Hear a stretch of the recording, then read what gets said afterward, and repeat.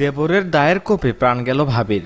দর্শক, ঘটনাটি ঘটেছে ফরিদপুর শহরে। এ বিষয়ে বিস্তারিত থাকছে ভিডিওতে। ফরিদপুর শহরের পূর্ব কমলাপুর লালমোড় এলাকায় পারিবারিক কলহের জেরে দেবরের হাতে খুন হয়েছে ভাবি। মঙ্গলবার বেলা 2টার দিকে এ ঘটনা ঘটে। এই ঘটনার পর থেকে ঘাতক দেবর রব পলাতক রয়েছে। এ বিষয়ে মামলার প্রস্তুতি চলছে। নিহতের পরিবার ও কোতোয়ালি থানা পুলিশ জানায়, পূর্ব কমলাপুর এলাকার মৃত আব্দুল মজিদ মিয়ার বড় ছেলে আব্দুল রাজ্জাক মিয়ার সাথে ছোট ভাই আব্দুল রব মিয়া জমি নিয়ে দীর্ঘদিন ধরে বিরোধ চলে আসছিল। আজ দুপুরে দেবর আব্দুল রব তার বড় ভাইয়ের স্ত্রী মাজদা পারভিনের কাছে টাকা চায়। ভাবি টাকা দিতে অস্বীকার করলে আব্দুল রব ভাবিকে দাঁড়ালো দা দিয়ে কুপিয়ে জখম করে। মারাত্মক আহত অবস্থায় মাজদা পারভিনকে হাসপাতালে নেওয়ার পথে সে মারা যায়। এই ঘটনার পর থেকে ঘাতক আব্দুল রব পলাতক রয়েছে। এই ঘটনায় নিহতের পরিবারের পক্ষ থেকে থানায় মামলা নেওয়ার প্রস্তুতি হচ্ছে।